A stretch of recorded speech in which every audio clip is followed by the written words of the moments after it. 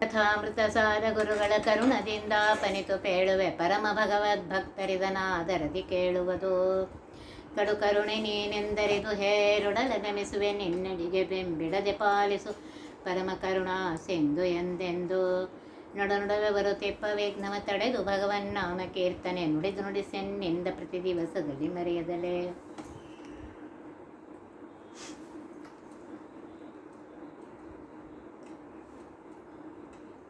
ನಿನ್ನೆ ಗುರುಪೌರ್ಣಿಮೆ ಆಯಿತು. ಗುರುಗಳನ್ನು ಸ್ಮರಿಸಬೇಕಾಗಿದ್ದು ಅವತ್ತೊಂದು ದಿವಸ ಅಲ್ಲ, ಗುರುಗಳನ್ನು ದಿನಾಗಲೂ ಸ್ಮರಣೆ ಮಾಡಬೇಕು.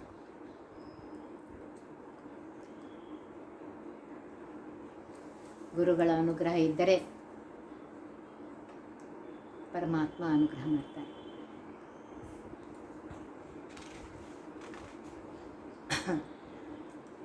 ಮೊದಲನೇ ಗುರು ಹಡೆದ ತಾಯಿ. ತಾಯಿ ಮಗುವಿಗೆ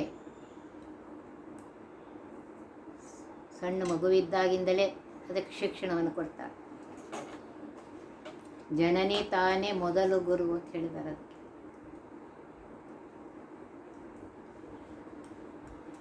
ಆಕೆಯನ್ನು ಎಂದೂ ಮರೆಯಬಾರದು. ಆಕೆಯ ಮುಖ್ಯ ಉದ್ದೇಶ ಏನು? ತನ್ನ ಮಕ್ಕಳಿಗೆ ಒಳ್ಳೆಯದಾಗಲಿ, ತನ್ನ ಮಕ್ಕಳ ಮೇಲೆ ಪರಮಾತ್ಮನ ಅನುಗ್ರಹ ಇರಲಿ, ಇಷ್ಟೇ ಇರುತ್ತೆ ಅವಳು, ಮತ್ತಿನ್ನೇನೂ ಇಲ್ಲ. ಆದ್ದರಿಂದ ಆಕೆಯನ್ನು ಯಾವಾಗಲೂ ಸ್ಮರಣೆ ಮಾಡ್ತಾ ಇರಬೇಕು. ಆಮೇಲಿನ ಗುರು ತಂದೆ. ಆತನ ಸ್ಮರಣೆಯನ್ನು ಯಾವಾಗಲೂ ಮಾಡ್ತಾ ಇರಬೇಕು. ತಂದೆ ಹೇಳಿದ ಮಾತನ್ನು ಕೇಳಬೇಕು. ನೀವ್ಯಾರು ನಮ್ಗೆ ಹೇಳೋರು ಅದೆಲ್ಲ ಮಾತಾಡಬಾರ್ದು. ನಿಮ್ಮ ಕಾಲ ಬೇರೆ, ನಮ್ಮ ಕಾಲ ಬೇರೆ, ಅವೆಲ್ಲ ಮಾತಾಡಬಾರ್ದು. ಅವ್ರು ಏನು ಹೇಳಿದ್ದಾರೆ ಅದನ್ನು ಸರಿಯಾಗಿ ತಿಳಿದುಕೊಂಡು ಸರಿಯಾದ ಮಾರ್ಗದಲ್ಲಿ ಇರಬೇಕು. ಗುರುಪೂರ್ಣಿಮಾ, ವ್ಯಾಸ ಪೂರ್ಣಿಮಾ. ಜಗತ್ತಿಗೆ ಗುರುಗಳಾಗಿದ್ದಾನೆ ಪರಮಾತ್ಮ. ವೇದವ್ಯಾಸ ರೂಪದಿಂದ ಬಂದು ಜಗತ್ತಿಗೆ ಜ್ಞಾನವನ್ನು ಕೊಟ್ಟು ಸರಿಯಾದ ಮಾರ್ಗವನ್ನು ತೋರಿಸಿದ್ದಾನೆ ಪರಮಾತ್ಮ.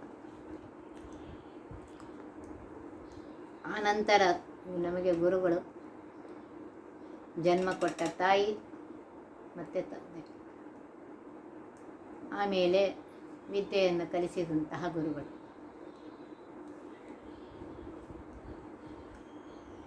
ಅವರ ಸ್ಮರಣೆ, ಶಬ್ದದ ಲಕ್ಷ್ಯ ಕೊಟ್ಟರೆ ಸ್ಮರಣೆ ಅಂತ ಇದ್ದಾರೆ.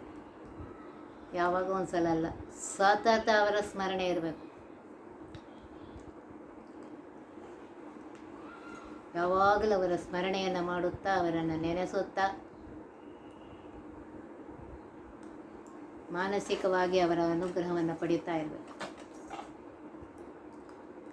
ಅದಕ್ಕೆ ಗೋಪಾಲದಾಸರು ವರದ ಗೋಪಾಲ ವಿಠಲ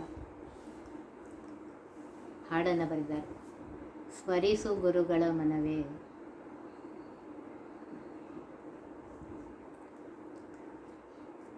ಸ್ಮರಿಸು ಗುರುಗಳ ನಿನಗೆ ಪರಮ ಮಂಗಳವು, ದುರಿತ ಪರ್ವತಕ್ಕೆ ಪವಿಯೆಂದು ತಿಳಿದು. ಒಂದೊಂದು ಶಬ್ದದ ಕಡೆ ಲಕ್ಷ್ಯ ಕೊಡಿ.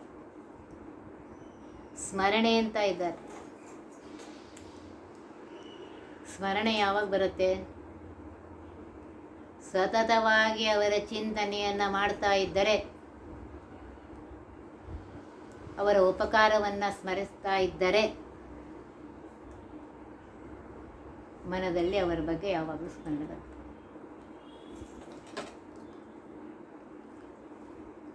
ಜನ್ಮವನ್ನು ಕೊಟ್ಟಿದ್ದಾಳೆ ತಾಯಿ, ನಮ್ಮನ್ನು ಬೆಳೆಸಿದ್ದಾರೆ ತಂದೆ. ಆಮೇಲೆ ಗುರುಗಳು ನಮಗೆ ವಿದ್ಯೆಯನ್ನು ಕೊಟ್ಟಿದ್ದಾರೆ. ಅವರು ಮಾಡಿದ ಉಪಕಾರವನ್ನು ಯಾವಾಗಲೂ ಸ್ಮರಣೆ ಮಾಡಿ. ಮತ್ತು ಹೇಳ್ತಾರೆ, ಜನನಿ ತಾನೇ ಮೊದಲು ಗುರುವು. ಎಲ್ಲ ಮಕ್ಕಳಿಗೂ ಎಲ್ಲರಿಗೂ ತಾಯಿಯೇ ಮೊದಲು ಗುರು. ತಾಯಿಯೇ ತನ್ನ ಮಕ್ಕಳಿಗೆ ಸರಿಯಾದ ಸಂಸ್ಕಾರವನ್ನು ಚಿಕ್ಕವರಿದ್ದಾಗಲೇ ಕೊಡಿಸು ಮಾಡ್ತಾಳೆ. ಆಕೆಯನ್ನು ಮರೆಯಬಾರದು, ತಂದೆಯನ್ನು ಮರೆಯಬಾರದು, ವಿದ್ಯೆ ಕಲಿಸಿದಂತಹ ಗುರುಗಳನ್ನು ಮರೆಯಬಾರದು. ಅದಕ್ಕೆ ಸ್ಮರಿಸು ಅಂತ ಇದ್ದಾರೆ.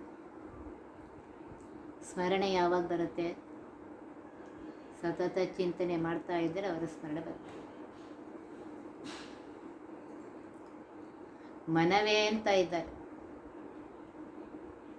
ಮನಸ್ಸಿನಲ್ಲಿ ಮನಸ್ಸೇ ಏನೇನೋ ಮನಸ್ಸಿನಲ್ಲಿ ತುಂಬ್ಕೋಬೇಡ, ಆ ಗುರುಗಳ ಸ್ಮರಣೆ ಇರಲಿ ನಿನ್ನ ಮನಸ್ಸಿನಲ್ಲಿ. ಹಾಗೆ ನೀನು ಸ್ಮರಣೆ ಮಾಡಿದರೆ ನಿನಗೆ ಅತ್ಯಂತ ಮಂಗಲವಾಗುತ್ತೆ. ತಂದೆ ತಾಯಿ ಗುರುಗಳು ಯಾವಾಗಲೂ ತಮ್ಮ ಮಕ್ಕಳಿಗೆ ಒಳ್ಳೆಯದಾಗಲಿ ಅಂತ ಬಯಸ್ತಾ ಇರ್ತಾರೆ. ಯಾವಾಗಲೂ ಅದನ್ನೇ ಬಯಸ್ತಾ ಇರ್ತಾರೆ. ಮಕ್ಕಳು ಅವ್ರಿಗೆ ಕೇಳಲಿ ಬಿಡಲಿ, ತಮ್ಮ ಮಕ್ಕಳಿಗೆ ಒಳ್ಳೆಯದಾಗಲಿ, ತಮ್ಮ ಮಕ್ಕಳಿಗೆ ಪರಮಾತ್ಮನ ಅನುಗ್ರಹ ಆಗಲಿ ಅಂತಲೇ ಬಯಸ್ತಾ ಇರ್ತಾರೆ.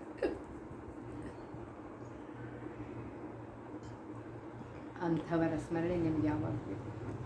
ದುರಿತ ಪರ್ವತಕ್ಕೆ ಪವಿ ಎಂದು ತಿಳಿದು,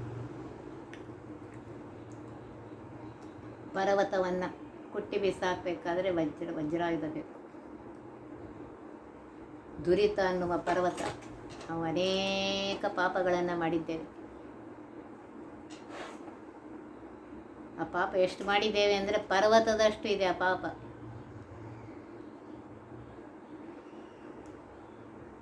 ಆ ಪಾಪದಿಂದ ದುರಿತಗಳು ಬರುತ್ತವೆ.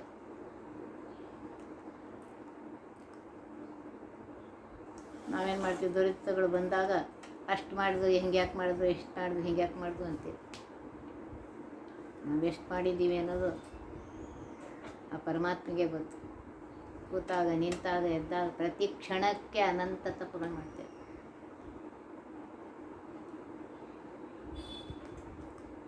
ಅದಕ್ಕೆ ದಾಸರು ಕೇಳಿ, ಪ್ರತಿ ಕ್ಷಣಕ್ಕೆ ನೆನೆ ಹರಿಯ, ಪ್ರತಿ ಕ್ಷಣಕ್ಕೆ ನೆನೆ ಲವಕ್ಕೆ ತ್ರುಟಿಗೆ ನೆನೆ, ಇರುಳು ಹಗಲು ನೆನೆ ಹರಿಯ ಮನವೇ. ಪ್ರತಿ ಕ್ಷಣಕ್ಕೂ ಅವನನ್ನು ನೆನೆಸ್ತಾ ಇರು. ಆವಾಗಲೇ ಆ ದುರಿತ ಪರ್ವತಗಳು ದೂರ ಆಗುತ್ತೆ. ಆದ್ದರಿಂದ ಗುರುಗಳ ಸ್ಮರಣೆ ಮಾಡ್ತಾ ಇರು.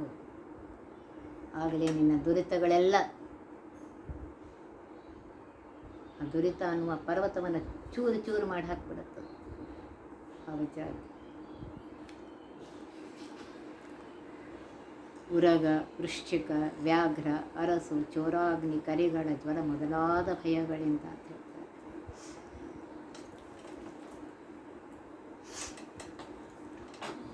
ನೋಡ್ರಿ, ಹಾವು, ಚೇಳು, ಹುಲಿ, ಸಿಂಹ,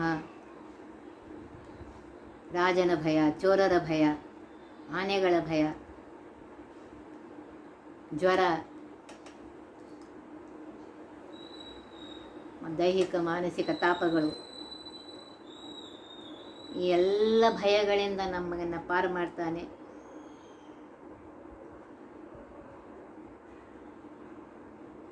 ಪರಮಾತ್ಮ ಯಾವಾಗ ಅಂತಂದರೆ ಪರಮಾತ್ಮನ ದಾಸರ ಪಾದವನ್ನು ಕಂಡಾಗ, ಅವರ ಚರಣಕ್ಕೆ ನಾವು ಶರಣು ಹೋದಾಗ ಅವರು ಪರಮಾತ್ಮನಲ್ಲಿ ಪ್ರಾರ್ಥನೆ ಮಾಡಿ ನಮ್ಮ ಎಲ್ಲ ದುರಿತಗಳನ್ನು ದೂರ ಮಾಡ್ತಾರೆ. ಇವನಿಗೆ ಅನುಗ್ರಹ ಮಾಡಪ್ಪ ಪರಮಾತ್ಮ. ಅವರ ಮಾತನ್ನು ಪರಮಾತ್ಮ ಬೇಗ ಕೇಳ್ತಾನೆ. ಅದಕ್ಕೆ ಹೇಳ್ತಾ ಇದ್ದಾರೆ, ಪೊರೆದು ಬರೀ ರಕ್ಷಣೆ ಅಷ್ಟೇ ಅಲ್ಲ, ಮಂಗಳವನ್ನು ಉಂಟು ಮಾಡ್ತಾರೆ. ಮುಂದೆ ಜೀವನದಲ್ಲಿ ಸುಖದಿಂದ ಇರುವಂತೆ ಮಾಡ್ತಾರವರು. ಆ ರೀತಿಯಾಗಿ ಆಶೀರ್ವಾದವನ್ನು ಮಾಡ್ತಾರೆ, ಆ ರೀತಿಯಾಗಿ ಅನುಗ್ರಹವನ್ನು ಮಾಡ್ತಾರೆ. ಆದ್ದರಿಂದ ಗುರುಗಳನ್ನು ಯಾವಾಗಲೂ ಸ್ಮರಣೆ ಮಾಡ್ತಾರೆ.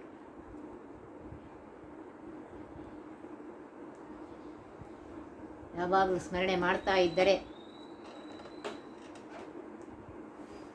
ಮನಸ್ಸಿಗೆ ಅದೇ ಹೇಳ್ತಾರೆ, ಮನಸ್ಸೇ ಇದು ಚಿಂತನೆಯನ್ನು ಮಾಡ್ತಾ ಕೂತ್ಕೋಬೇಡ, ಹಾಳು ಹರಟೆ ಹೊಡಿತಾ ಕೂತ್ಕೋಬೇಡ, ಆ ಪರಮಾತ್ಮನ ಬಗ್ಗೆ ಯಾವಾಗಲೂ ಚಿಂತನೆ ಮಾಡ್ತಾ ಇದ್ದ. ಗುರುಗಳ ಅಂತರ್ಗತನಾಗಿರುವಂತಹ ಪರಮಾತ್ಮನ ಬಗ್ಗೆ ಚಿಂತನೆ ಮಾಡಿ. ಮೊದಲು ಗುರುಗಳ ಸ್ಮರಣೆಯನ್ನು ಮಾಡಿ, ಆಗಲೇ ನಿನಗೆ ಜೀವನದಲ್ಲಿ ಮಂಗಲವಾಗುತ್ತೆ ಅಂತ ಹೇಳ್ತಾರೆ. ಮತ್ತೆ ನೋಡ್ರಿ, ಗುರುಸ್ಮರಣೆಯಿಂದ ಎಂಥ ಮಹಾ ಲಾಭ ಇದೆ ಅಂದರೆ, ಗುರುಸ್ಮರಣೆಯಿಂದ ಸಕಲ ಆಪತ್ತು ಪರಿಹಾರ ಅಂತ ಇದ್ದಾರೆ. ಗುರುಗಳ ಸ್ಮರಣೆ ಮಾಡ್ತಾ ಇದ್ದರೆ ಸಕಲ ಆಪತ್ತು, ನಾವು ಅನೇಕ ಪಾಪಗಳನ್ನ ಪ್ರತಿ ಕ್ಷಣಕ್ಕೆ ಮಾಡ್ತಾ ಇರ್ತೇವೆ. ಆ ಪಾಪಗಳಿಂದ ಆಪತ್ತು ಬರ್ತಾ ಇದೆ. ಗುರುಗಳ ಸ್ಮರಣೆ ಮಾಡ್ತಾ ಇದ್ದರೆ ಆ ಗುರುಗಳು ಅನುಗ್ರಹ ಮಾಡ್ತಾರೆ, ಬರುವಂತಹ ಆಪತ್ತುಗಳೆಲ್ಲ ಪರಿಹಾರ ಆಗೋಗುತ್ತೆ. ಆಪತ್ತು ಪರಿಹಾರ ಆದರೆ ಮತ್ತೆ ನಾವು ದೇವರ ಸ್ಮರಣೆ ಮಾಡ್ತೇವೆ. ಗುರು ಸ್ಮರಣೆಯಿಂದ ಸಕಲ ಸಂಪದವು ನಿನಗೆ ಅಂತ ಹೇಳ್ತಾ ಇದ್ದಾರೆ. ಗುರುಗಳ ಸ್ಮರಣೆ ಮಾಡುವುದರಿಂದ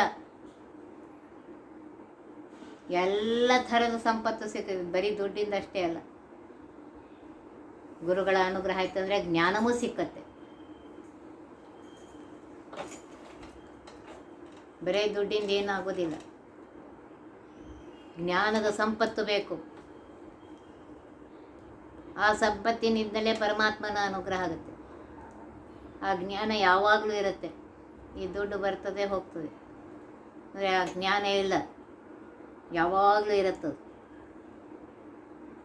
ಅದರಿಂದ ಹೇಳ್ತಾರೆ, ಯಾವಾಗಲೂ ಗುರುಸ್ಮರಣೆಯನ್ನು ಮಾಡು. ಆ ಗುರುಗಳ ಅನುಗ್ರಹದಿಂದ ನಿನಗೆ ಎಲ್ಲ ಥರದ ಸಂಪತ್ತು ಸಿಕ್ಕತ್ತೆ.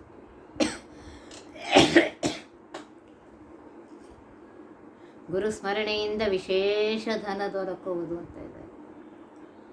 ಗುರುಗಳ ಸ್ಮರಣೆಯಿಂದ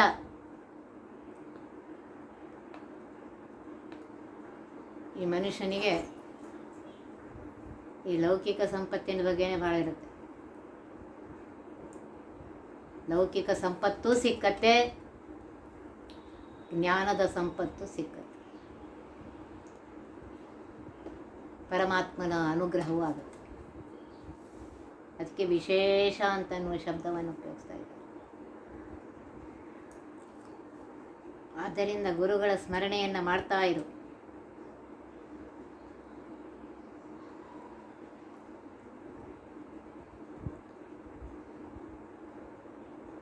ಗುರುಸ್ಮರಣೆಯಿಂದ ಹರಿವಲಿದು ಪೊಲೆವ.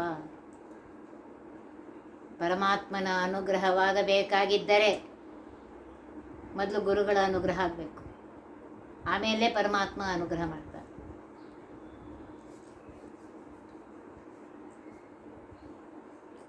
ಜಗತ್ತಿಗೆ ಗುರುಗಳು ವಾಯುದೇವರು. ಈ ಗುರುಗಳ ಅನುಗ್ರಹ ಆಯಿತು ಅಂತಂದರೆ ವಾಯುದೇವರು ಅನುಗ್ರಹ ಮಾಡ್ತಾರೆ.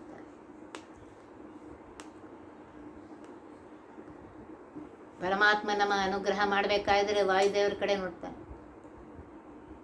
ವಾಯುದೇವರ ಅನುಗ್ರಹ ಪರಮಾತ್ಮನಿಗೆ ಗೊತ್ತಿದೆ, ಆದರೂ ವಾಯುದೇವರ ಮಹಿಮೆ ಅಷ್ಟಿದೆ. ವಾಯುದೇವರು ಪರಮಾತ್ಮ ಇವನಿಗೆ ಅನುಗ್ರಹ ಮಾಡಪ್ಪ ಅಂತಂದರೆ ಮಾಡೇ ಬಿಡ್ತಾನೆ ಪರಮಾತ್ಮ. ಸ್ಮರಣೆ ಅಂತ ಇದ್ದಾರೆ. ಸ್ಮರಣೆ ಯಾವಾಗ ಬರುತ್ತೆ? ಸತತ ಚಿಂತನೆ ಇದ್ದರೆ ಸ್ಮರಣೆ ಬರುತ್ತೆ. ಇದ್ದಕ್ಕಿದ್ದಂಗೆ ಸ್ಮರಣೆ ಬರೋದಿಲ್ಲ. ಸತತ ಚಿಂತನೆ ಮಾಡ್ತಾ ಇದ್ದರೆ ಸ್ಮರಣೆ ಬರುತ್ತೆ. ಆ ರೀತಿಯಾಗಿ ಸತತ ಗುರುಗಳ ಚಿಂತನೆಯನ್ನು, ಅವರ ಸ್ಮರಣೆಯನ್ನು ಮಾಡ್ತಾ ಇದ್ದರೆ ಜಗತ್ತಿಗೆ ಗುರುಗಳಾಗಿರುವಂತಹ ಭಾರತೀ ರಮಣನಾಗಿರುವಂತಹ ಆ ವಾಯುದೇವರ ಅನುಗ್ರಹ ಆಯಿತು ಅಂತಂದರೆ ಪರಮಾತ್ಮ ಅನುಗ್ರಹ ಮಾಡಿ ನಮ್ಮನ್ನು ಹೊರೆವ ರಕ್ಷಣೆ ಮಾಡ್ತಾನೆ. ಆದ್ದರಿಂದ ಯಾವಾಗಲೂ ಮನಸ್ಸೇ ಈ ಚಿಂತನೆಯನ್ನು ಮಾಡಬೇಡ. ಕೂತಾಗ, ನಿಂತಾಗ, ಎದ್ದಾಗ ಗುರುಗಳ ಸ್ಮರಣೆಯನ್ನು ಮಾಡಿ. ಹಾಳ್ಹರಟೆಯನ್ನು ಹೊಡೆಯಬೇಡ. ನಮಗೆ ಸಕಲ ದುರಿತಗಳನ್ನು ದೂರ ಮಾಡಿ ನಮಗೆ ಪರಮಾತ್ಮ ಅನುಗ್ರಹ ಮಾಡುವಂತೆ ಮಾಡ್ತಾರೆ.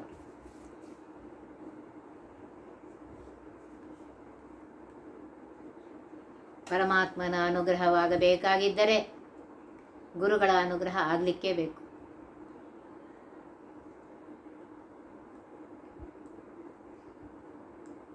ಅದಕ್ಕೆ ಹೇಳ್ತಾ ಇದ್ದಾರೆ, ಎಲ್ಲ ಆಪತ್ತುಗಳು ಪರಿಹಾರ ಆಗಬೇಕಾದರೆ ಗುರುಗಳ ಸ್ಮರಣೆ ಮಾಡು. ಸಕಲ ವಿಧ ಸಂಪತ್ತು ಸಿಗಲೇಬೇಕಾಗಿದ್ದರೆ ಗುರುಗಳ ಸ್ಮರಣೆಯನ್ನು ಮಾಡು. ಈಗಂತೂ ಎಲ್ಲರಿಗೂ ದುಡ್ಡು ದುಡ್ಡು ದುಡ್ಡು ಅಂತಿರ್ತಾರೆ. ಆ ಗುರುಗಳ ಸ್ಮರಣೆಯನ್ನು ಮಾಡು. ಆ ದುಡ್ಡು ನಿಮ್ಗೆ ಸಹಾಯವೂ ಮಾಡುತ್ತೆ. ಗುರುಗಳ ಸ್ಮರಣೆಯಿಂದ ಗಳಿಸಿದಂತಹ ದುಡ್ಡು ಏನಿದೆ ಆ ದುಡ್ಡು ನಮಗೆ ಒಳ್ಳೆಯ ದಾರಿಯಲ್ಲಿ ಕರ್ಕೊಂಡು ಹೋಗುತ್ತೆ, ನಮ್ಗೆ ಒಳ್ಳೆಯದನ್ನು ಮಾಡುತ್ತೆ. ಗುರು ಸ್ಮರಣೆ ಯಾವಾಗಲೂ ಇರಬೇಕು ಅಂತ ಹೇಳ್ತಾ ಇದ್ದಾರೆ. ಆಗ ಪರಮಾತ್ಮ ಅನುಗ್ರಹ ಮಾಡ್ತಾನೆ. ಜಗತ್ತಿಗೆ ಗುರುಗಳಾಗಿರುವಂತಹ ಭಾರತೀ ರಮಣ ಮುಖ್ಯ ಪ್ರಾಣನಾಗಿರುವಂತಹ ಆ ವಾಯುದೇವರ ಸ್ಮರಣೆಯನ್ನು ಸತತ ಮಾಡ್ತಾ ಇರಬೇಕು. ಸ್ಮರಣೆ ಅಂದರೆ ಯಾವಾಗ? ಕೂತಾಗ, ನಿಂತಾಗ, ಎದ್ದಾಗ ಪ್ರತಿ ಕ್ಷಣಕ್ಕೆ ನೆನೆಸ್ತಾ ಇರಬೇಕು.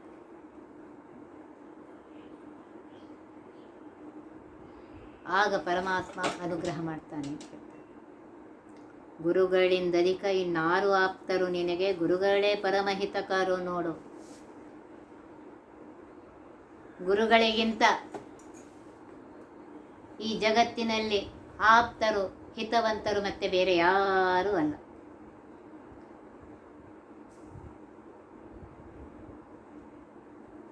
ಅವರೇ ತಮ್ಮ ಶಿಷ್ಯನಿಗೆ ಒಳ್ಳೆಯದಾಗಲಿ, ತಂದೆ ತಾಯಿಗಳು ತಮ್ಮ ಮಕ್ಕಳಿಗೆ ಒಳ್ಳೆಯದಾಗಲಿ, ಹಗಲು ರಾತ್ರಿ ಅದನ್ನೇ ಬಯಸ್ತಾ ಇರ್ತಾರೆ. ತಮ್ಮ ಬಗ್ಗೆ ಯೋಚಿಸೋದಿಲ್ಲ ಅವರು. ಆದ್ದರಿಂದ ಅತ್ಯಂತ ಆಪ್ತರು ನಮಗೆ ಅವರೇ.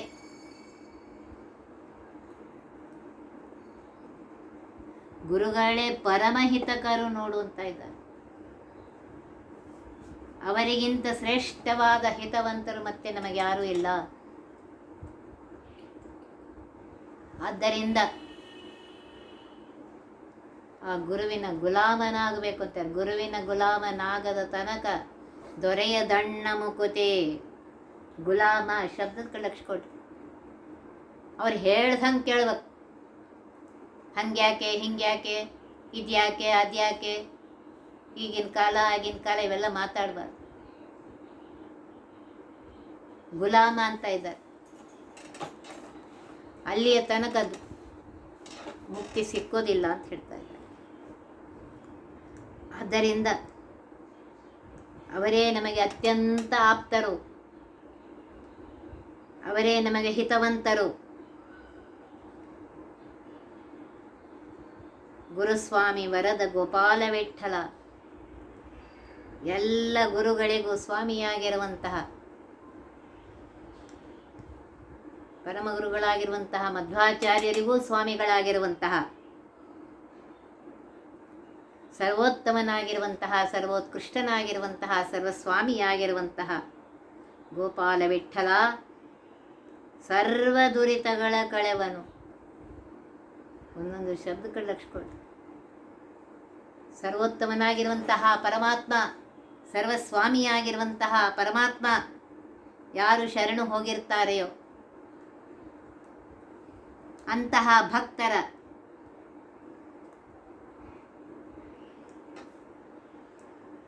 ಬರೀ ಶರಣು ಹೋಗೋದೇನೋ ಅವನು ಹೇಳ್ದಂಗೆಲ್ಲ ಮಾಡ್ತಾ ಇರ್ಬೇಕು.